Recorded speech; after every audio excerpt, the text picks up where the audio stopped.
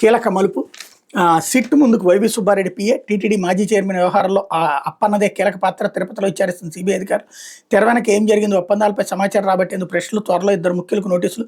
అదుపులో కోల్కతా పారిశ్రామికవేత్త. కల్తీ నెయ్యి కేసులో ఎట్టకేలకు అసలు డొంక కదులుతోంది. గత వైసీపీ ప్రభుత్వంలో 4 ఏళ్ల పాటు టీటీడీ చైర్మన్గా పనిచేసిన వైవి సుబ్బారెడ్డి వ్యక్తిగత సహాయకుడు అప్పన్నను సిట్ అధికారులు విచారిస్తున్నారు. ఈ క్రమంలో టీటీడీలో ఇదివరకు కీలకంగా వ్యవహరించిన 2 ముఖ్యులకు నోటీసులు జారీ చేయనున్న సమాచారం. అప్పన్న వద్ద కీలక సమాచారం ఉందని భావించిన సిట్ అధికారులు విచారణకు హాజరు కావాలని ఇటీవల నోటీసు జారీ చేశారు. దీంతో మంగళవారం సాయంత్రం తిరుపతిలోని సిట్ కార్యాలయంలో అధికారులు ఎదుట ఆయన హాజరయ్యారు. టీటీడీకి నెయ్యి సరఫరా వ్యవహారంలో తెర వెనక ఏం జరిగింది, ఎలాంటి ఒప్పందాలు జరిగాయి, ఎవరికి ఏ ప్రయోజనాలు కలిగాయన్న సమాచారం రాబట్టేందుకు అధికారులు ఆయన ప్రశ్నిస్తున్నట్టు తెలుస్తుంది. సిబిఐకి చెందిన 3 డీఎస్పీలు, రాష్ట్ర పోలీస్ శాఖకు చెందిన 1 డీఎస్పీ, మొత్తం 4 డీఎస్పీల బృందం విచారిస్తోంది.